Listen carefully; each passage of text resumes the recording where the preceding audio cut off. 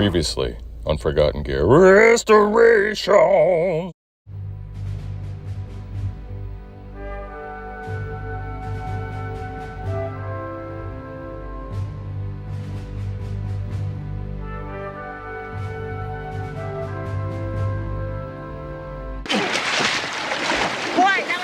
We do it again?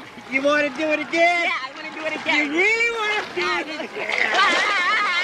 All right, so another near midnight troubleshooting session. And I've gone through this thing several times. I mean, I've memorized the schematic. I feel like I'm intimately familiar with the low voltage supply, so this was not a waste of time. Purely from an educational perspective, because a lot of these repairs can just be mundane and mechanical, but it's nice to actually have to dive in sometimes and really stretch your mind so you can understand what each individual component in a particular circuit does. Now, check this out. So what I'm going to do here is just highlight the fact that we have now U1, 2, and 3 are completely socketed. Because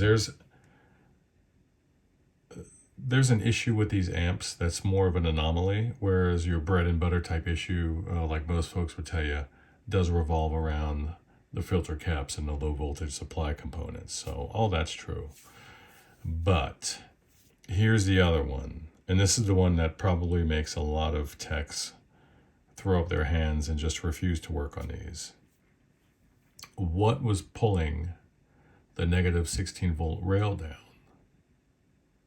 I was dropping, like hell.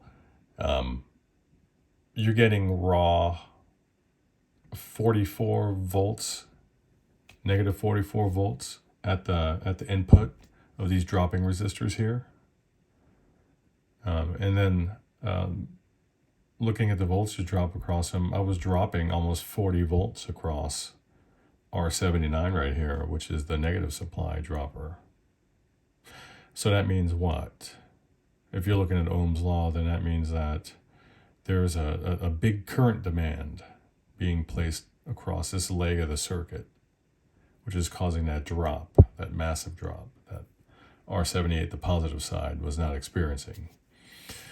So all that said, let's look at what I was getting at the output of the negative voltage supply.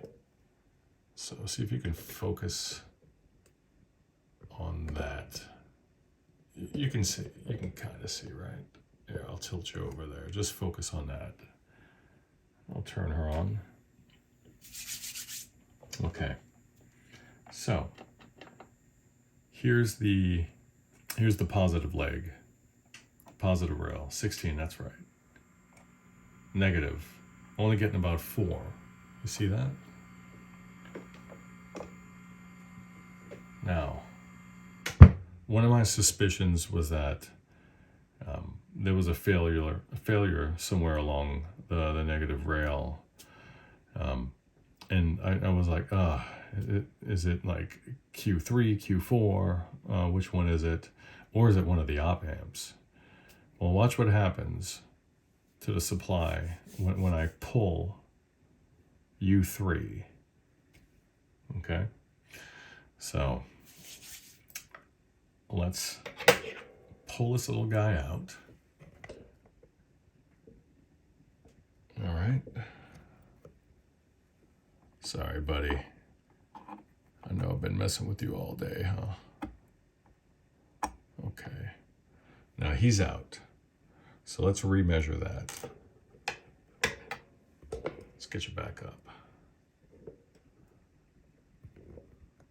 Okay, so have a look right there, right? Let's power on, and now let's take a peek at that negative voltage rail. Oh, what's that?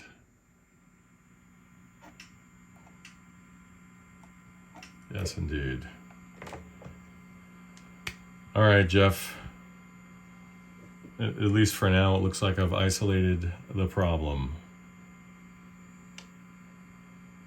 We have what is this, a 5532 or 4550 something? Can't quite remember offhand. This little dude, probably see it a little better there. 4560 appears to be shorted. So I can't just pop in a TLO72, which would be on paper a suitable replacement, because it's not exactly spec'd out to handle the current demand. So it could cause random issues with channel switching in that particular instance. So inconsistencies or slow switching or noise. So that's it. And the noise you're hearing in the background is literally just from this light. Watch. It's just from this light. So, all right, let's wrap it up for tonight. Let me tell you one more thing. This is the infamous, and sorry for this, it looks terrible. There's U3 right there, A and B. So the LED array there, your channel indicator, if your LED messes up, guess what? Your channel switching is going to mess up.